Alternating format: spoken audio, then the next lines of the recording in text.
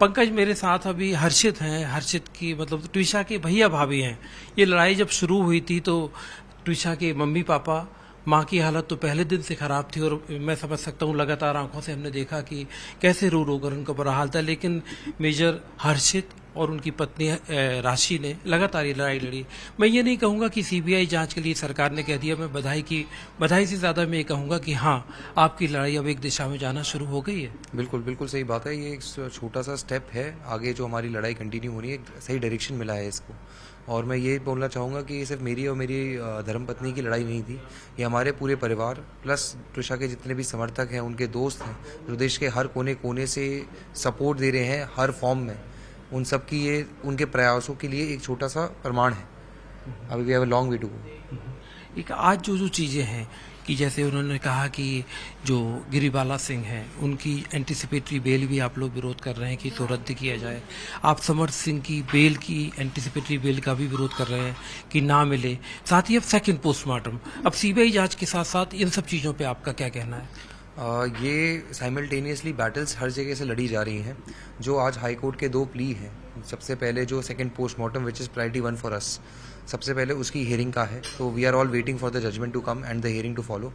इसके अलावा आज गिरिबाला सिंह की जो बेल है उसको भी हमने अपोज किया है। So we are waiting for both the judgment. इन दोनों के जजमेंट का हम इंतजार कर रहे हैं। एक मतलब राशि, जब आपसे पहली बार मैंने बात की थी तो आपने कहा था कि जस्टिस फॉर जो ट्विशा है, यही अब आपका मकसद है। हाँ जी, अभी जिस प्रकार से आप कह रहे हैं, जिस प्रकार से हर्षित ने अभी कहा है, we are all here for Twisha.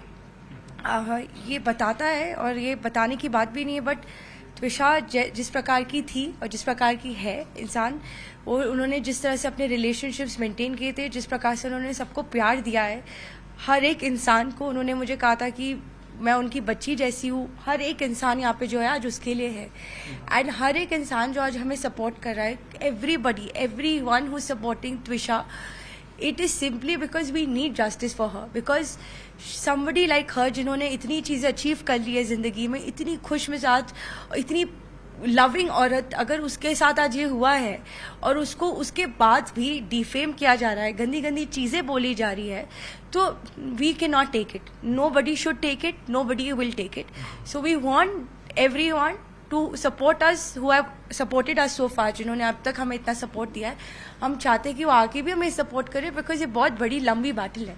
अच्छी सीबीआई इंक्वायरी तो होगी, मगर CBI inquiry, I am glad, we are all glad कि हो रही है। काफ़ी लेट हुई है, but we are glad because अब तक जितनी भी डिलेज, लैप्सेस हुई है, स्टार्टिंग से लेके अब तक जितना हुआ है, we would want that to be covered up. हम चाहते हैं कि इस चीज़ पे सही तरीके से इन्वेस्टिगेट किया जाए, ताकि हमें राइट आंसर्स मिले। जो हमारी डॉटर, जो हमारी सिस्टर है, in the mortuary, right, it's been 9 day today, तो उस 9 दिन का जो ये तकलीफ हो रही है, हमें चाहिए कि हमें आंसर्स मिले, जस्टिस मिले और हम आगे बढ़ सकें।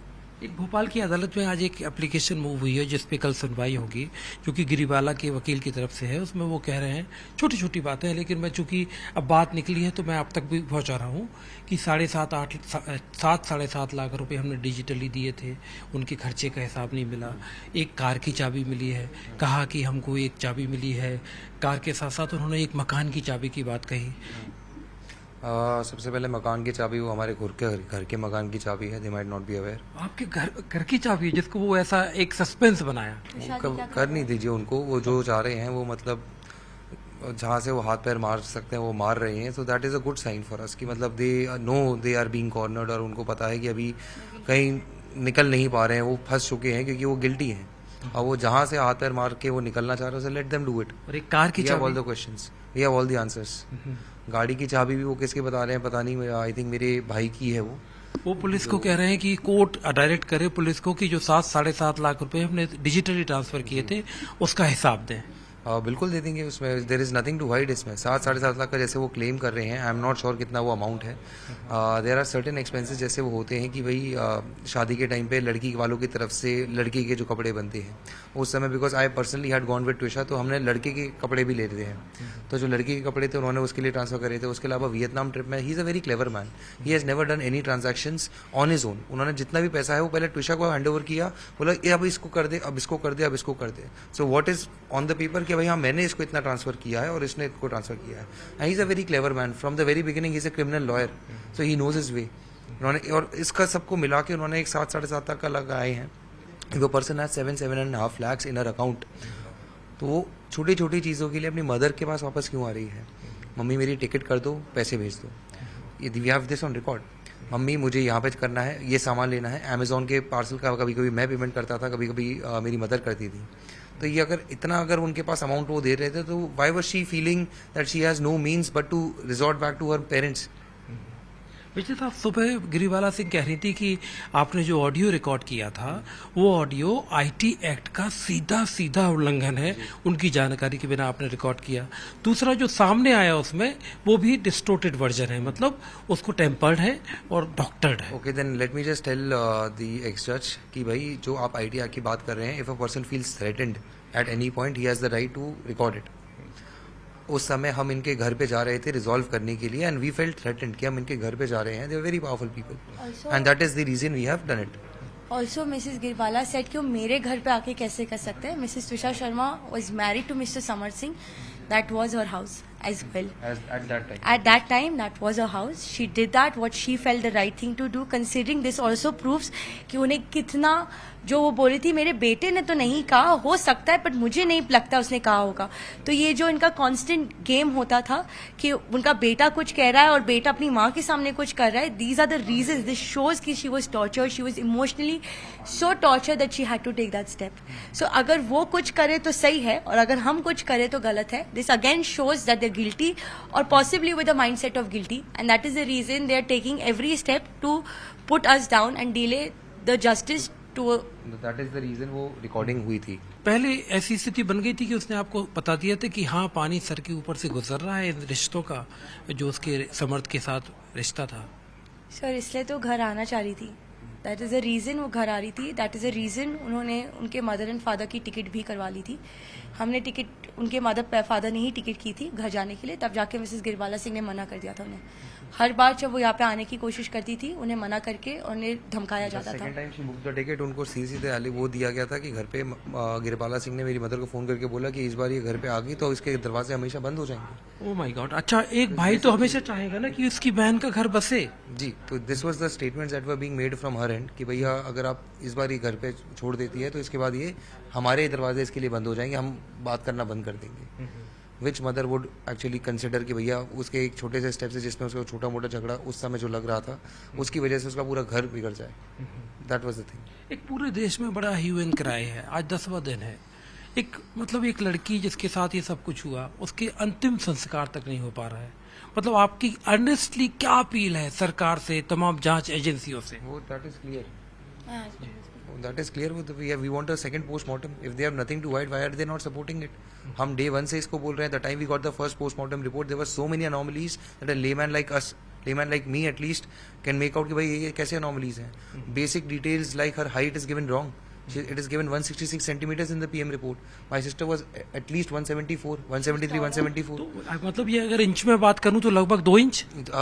ये एक बार इसको देखना पड़ेगा मुझे. I'll have to fact check this. मतलब मैं ये समझना चाह रहा हूँ, मैं एक इन्वेस्टिगेशन के पॉइंट ऑफ व्यू से सोचता हूँ इन्होंने इसके पीछे क्या कारण हो सकता है. These things have been proven in Girbala statement as well. उन्होंने जो स्टेटमेंट दिया है कि वो 5 फुट 8 इंच 9 इंच की 80 किलो की लड़की उन्होंने स्टेटमेंट में लिखा है अपने.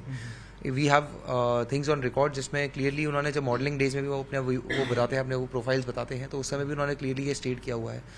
And we know her, we have seen her each day. And suddenly when you see कि भाई 166 सेंटीमीटर, तो it was very off putting कि भाई कैसे हो सकता है 166 सेंटीमीटर. उसी टाइम पे we were alarm. She was as tall as that man right there.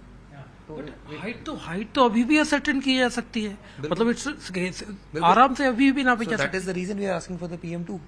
क्योंकि अभी we do not have access to that body. हम वहाँ पे इंच टेप लेके अपने बहन के वो तो नहीं करेंगे ना. ये अथॉरिटीज हैव टू डू. मेरी समझ कहती है कि आपने वो जगह देखी है जब जिम्नास्टिक बेल्ट से जिस जगह उसने फांसी लगाई, आपने देखी? नहीं, मैंने नहीं देखी. आपने देखी? सर नहीं, ना कि वो सील गई की गई है. क्योंकि ये जब कोई फांसी लगाता है तो बड़ा इंपॉर्टेंट होता है कि किस हाइट से फांसी लगाई. सबसे पहले तो इसमें 2-3 चीजें हैं जो मैं सबसे सामने लेना चाहूंगा. The questions that I have.